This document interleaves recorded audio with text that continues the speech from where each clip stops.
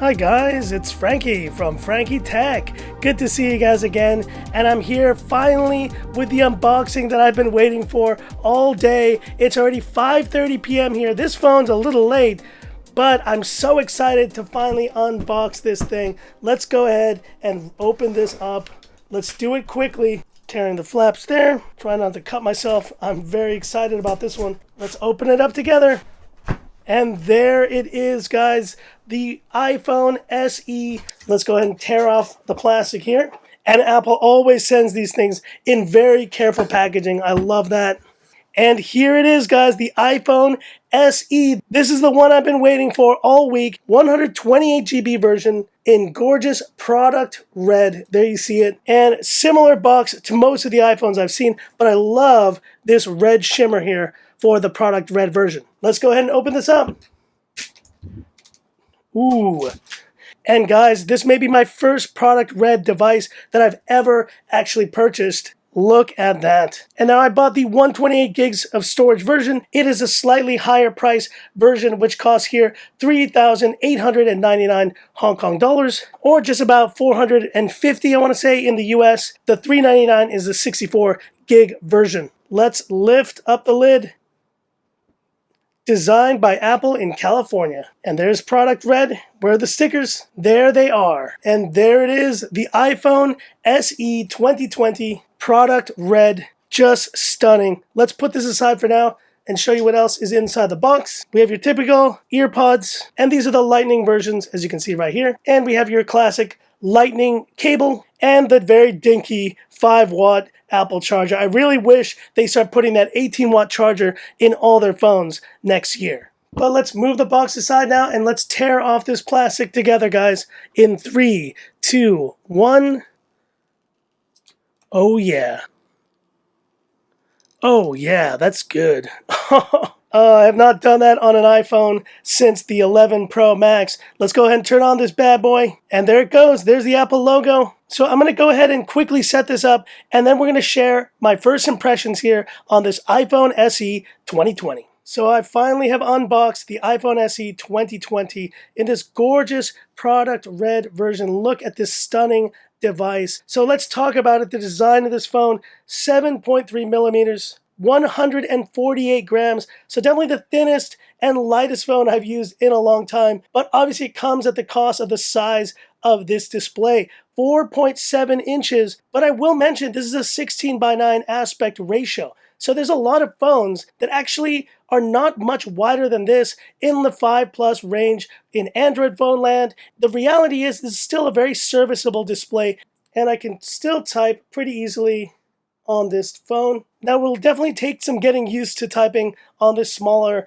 display again. That is the one major negative I would have against this small display. Yes, the resolution could be better. Yes, the display size could be larger. But the reality is, this is one of the most comfortable phones in the hand that I've used in a long, long time. And I don't have the biggest hands, so let's face it, I think for all of you guys who've been waiting for something smaller to use with a modern chipset here in 2020, you have it here in the iPhone SE. And speaking of Geekbench performance, let's go ahead and run a benchmark on this phone. And while we do that, let me talk about what is so compelling about this device. At $399 US, we have the Apple A13 Bionic, 3 gigs of RAM. I would have loved to have seen 4 on this, but 3 gigs of RAM, and this is the 128 gigs of storage version. Now, when the original SE came out, it took from the iPhone 6s Plus, and it took the Apple A9 series chip and put it in an iPhone 5s body. Apple is returning back to this strategy using the iPhone 8 body, and they're putting in the latest and greatest A13 Bionic. It's the same chipset that is running my iPhone 11 Pro Max that is filming this video. But one of the most incredible things about this A13 Bionic is how much power it's delivering to this tiny iPhone SE here in 2020. Considering the price point of this phone, you're having single core performance here, which surpasses every single Android phone in the world, guys. And you can see it here next to the iPhone 11 Pro scores. It is up there, very close to what these phones are achieving. But the good news is that this A13 Bionic is in this iPhone SE, and you have now the best performance on almost any phone in the world on a $400 iPhone. Incredible. Now, talking about audio, we do have a single bottom firing speaker on this phone.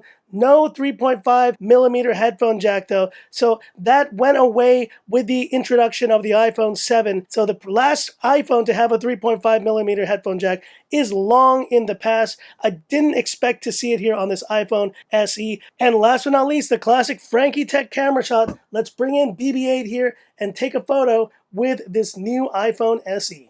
Here we're taking the shot. And a very fast shutter. You see how quick that is. Let's look at the results. Looking very solid, and this is supposed to be the same camera sensors as the ones on the iPhone 8, but with improved image signal processing from the A13 Bionic. This should actually produce very pleasing results, and that's what I plan to do right now. Go into the evening and go take some shots with this iPhone SE, because here's the big news, guys. This is my new daily driver. And the moment this video is done, I'm putting my main SIM and I'm going to live with this phone as my main phone for 1 week. That is the plan here, and I want to answer a few questions. What is the experience going from a larger display like the kind on the 11 Pro Max or one of these other large Android phones to a 4.7-inch display on this iPhone SE? And number two, how does the performance fare compared to the iPhone that I'm used to using day-to-day and the other Android phones that I typically review? And obviously, last but not least, how does this camera perform in low light, in regular good conditions, and just overall in day-to-day camera use? I hope to answer all these questions, so definitely follow me here on Frankie Tech. Hit me up with any questions, any comments you have about this incredible iPhone SE, which I'm so happy exists. It may not be the most glamorous phone, but I'm definitely glad it exists, and I hope to be able to answer that question, whether it's the right phone for you. Hit me up in the comments with any questions. I'd love to hear them. And stay tuned, of course, for the full review I will be giving to this iPhone SE after a couple days of use. Stay tuned for that. So that's it for this video. If you liked it, give me that thumbs up. And if you love the content of Frankie Tech, subscribe to the channel. Hit the bell icon for future updates. So here we go. The iPhone SE adventure begins here on Frankie Tech. Stay tuned, guys. And this is where I leave you by saying, this is Frankie Tech signing off. Have a good one.